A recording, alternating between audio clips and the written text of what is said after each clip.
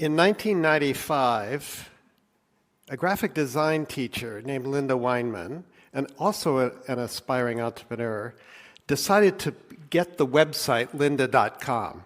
She did so because she needed a sandbox to play in with the new graphic design tools, the digital tools that were being developed at that time, Photoshop, Illustrator, and many more. And she needed a place to put her students' work so all could see it.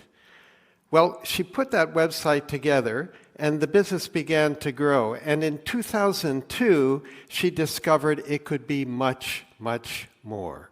So she moved all of her teaching online. Later, the business was sold to LinkedIn, who renamed it LinkedIn Learning, sold for $1.5 billion US. Linda is the poster child for what I call the counter-conventional mindsets of entrepreneurs. So I want to tell you about these mindsets today, and here we go. So number one, why do I call them counter-conventional? Well, first, these 6 mindsets run counter to the best practices, as we call them, that are done in big companies today. They fly in the face of much of what we teach at London Business School and other business schools about strategy, about marketing, about risk, and about much more. Now, you might say, John, what do you mean by mindset? A mindset, of course, is up here, right?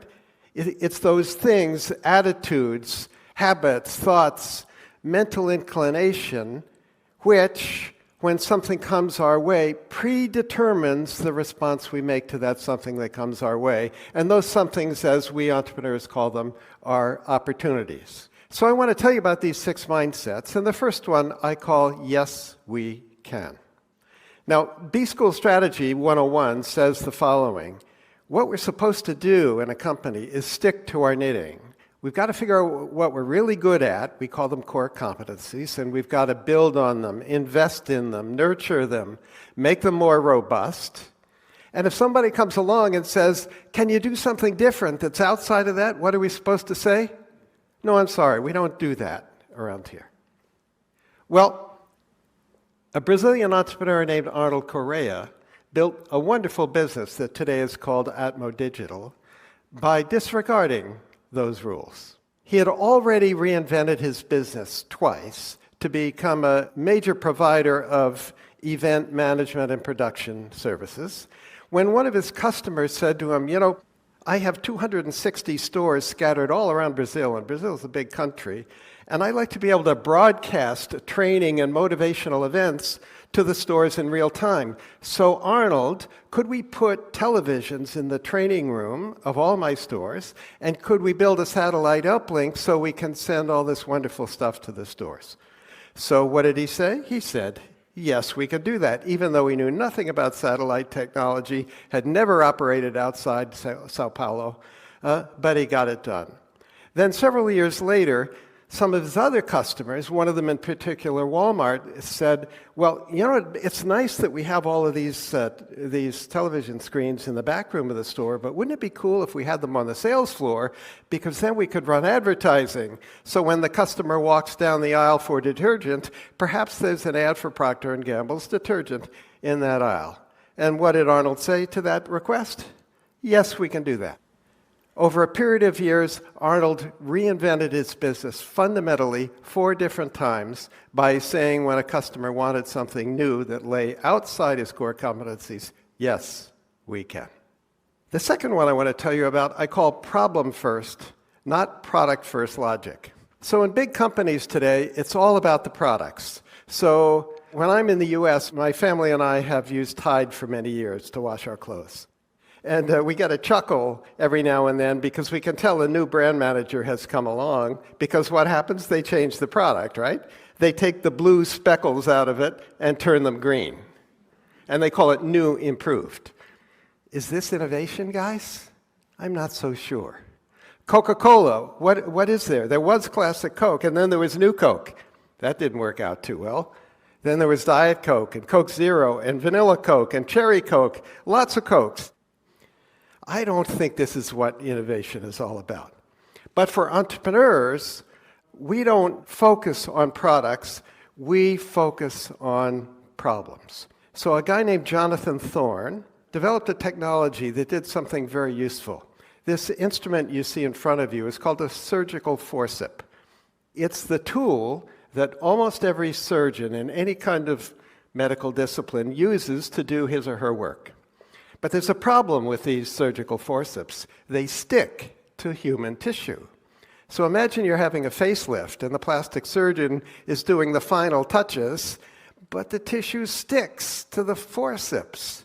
Maybe it's not going to look quite as good as it was supposed to look. And maybe the plastic surgeon's going to get a little frustrated and it's going to take longer to do the work. And John said, that's a problem I think I can solve with a new silver-nickel alloy that he had developed. Well, it turned out the business didn't grow very fast, focusing on plastic surgeons.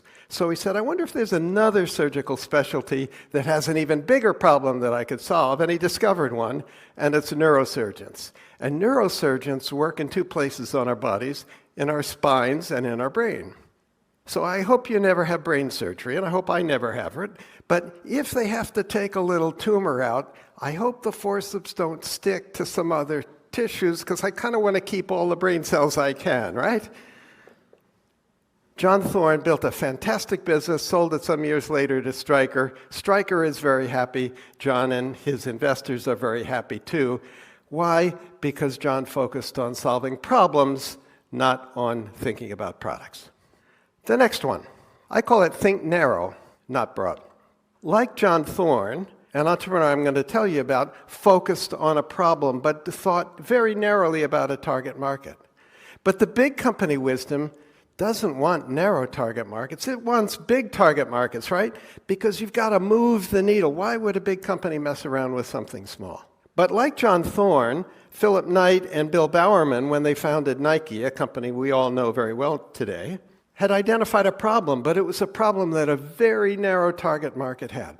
Phil Knight was a runner, a distance runner, and he could run almost not quite a 4-minute mile, and Bill Bowerman was his track coach. And there's a problem with their shoes, because running shoes in those days were really made for sprinters. And when sprinters train, they run around a track. It's a nice, smooth track. But distance runners don't run around tracks. Where do they run? They run on country paths and dirt roads, and they're always stepping on sticks and rocks. And so they get sprained ankles. And they run mile after mile after mile, and they get shin splints.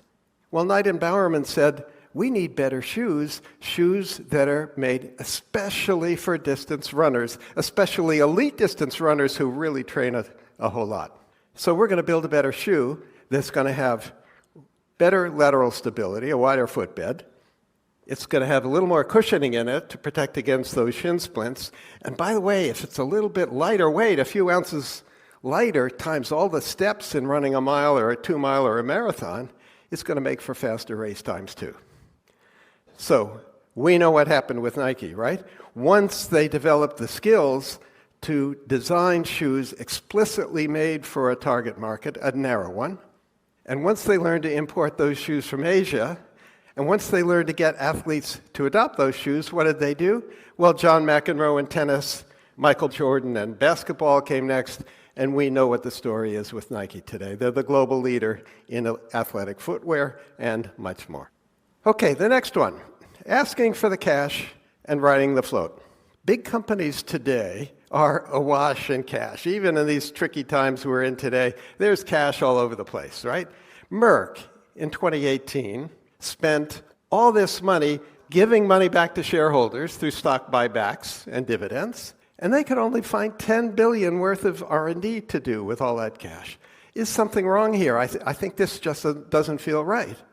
But for entrepreneurs like Elon Musk and the Tesla team, cash is the lifeblood of the entrepreneurial venture. So when Musk joined the Tesla team, he said, well, what's the plan here? And the team had a plan. It was to build a really fancy sports car, make a lot of money from that one, use that money to build a somewhat lower priced car, make some money from that one, and then we're going to build a mass market car that more people can afford. And in so doing, we're going to make a real dent in the emissions problem that the global automobile industry creates. Well, what Musk said is, well, let's go see if we can sell some cars. So They did a little roadshow in California, and they invited people on this little roadshow with 3 characteristics. Number 1, they cared about the environment. Number 2, they were wealthy.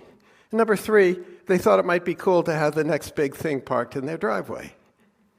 Well, guess what? They sold 100 Tesla Roadsters for $100,000 each, cash on the barrelhead, paid tonight. How much? Do the math. How much money have they got to start building Roadsters? $10 million in the bank, in cash, before they had built Roadster number 1.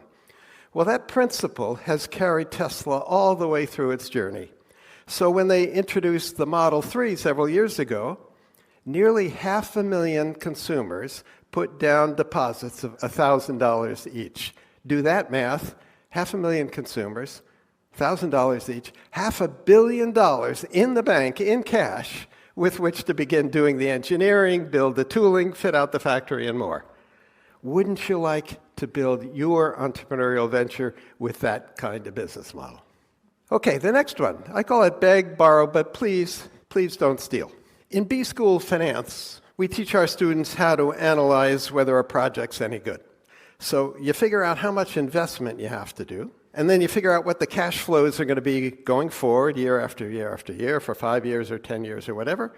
And then you ask yourself, well, is that return on that investment sufficient? And if the ROI is good enough, then you do the project. That's the idea. But for Tristram Mayhew and Rebecca Mayhew, his wife, who built a wonderful business in the UK called Go Ape, a treetop adventure business, they didn't think that way at all. They said, well, we want to build a treetop adventure business here in the UK. They'd seen one in France that they liked on a vacation. So where can we get some trees? Well, who's got trees in the UK? Well, it turns out the UK Forestry Commission has trees in the UK, lots of them, in all these Forestry Commission sites. And the Forestry Commission was very interested in increasing their visitor count. Well, what better way to increase their visitor count than to have a Go Ape treetop adventure course on their land? So what Tris and Bex essentially did was go to the Forest Service and say, look, or the Forestry Commission and say, look, if you'll give us a chance to build 5 of these and show you that it works, we'd like an exclusive for the rest of them for 25 years. The deal was done. Today, there are more than 30 Go Ape adventure sites across the UK. There are a whole bunch of them in the US. And how did that happen? Because they borrowed most of the assets they needed. They borrowed the trees, they borrowed the loos, they borrowed the parking lots, all that stuff. All they had to do was put their kid on the trees. Pretty cool. Now, entrepreneurs and permission are kind of like oil and water. If you're an entrepreneur, you kind of know that, right? But in a big company today, if you want to get something new done, something entrepreneurial, something that's maybe a little different than the norm, you've got to pass it through the lawyers first, because there are a lot of regulations everywhere, and you don't want to do something that's going to land a top exec in jail. So it's really hard to get a yes answer to doing something that's new and innovative, and it takes a long time, but it's really easy to get a no. For entrepreneurs, however, like Travis Kalanick and Garrett Camp, who founded Uber, do you think they would have been wise to ask the permission of the San Francisco regulators, can we start a taxi company without any taxis? No, maybe not, right? Because had they asked, what do you think the regulators would have said? There's no way you're going to do that. That's going to threaten the current taxi industry, right? So entrepreneurs don't ask permission. They just get on with it.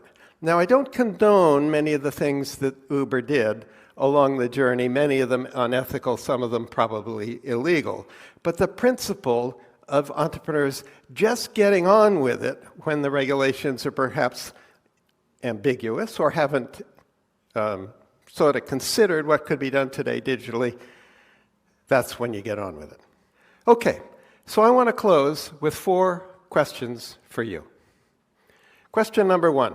Which of these mindsets are embodied in you today? Maybe 1 or 2 of them already. Question number 2. Which of the others can you learn? Are these learnable? I think they are. Question number 3. Can you teach these to somebody you work with who has some challenges for which these mindsets might help? And more pertinently today, is there a challenge you face today for which one of these mindsets, or a couple of them, might help you get beyond the roadblocks you're facing with that challenge. Okay, so there we go. 6 counter-conventional, break-the-rules mindsets that can help anyone, maybe you, change the world.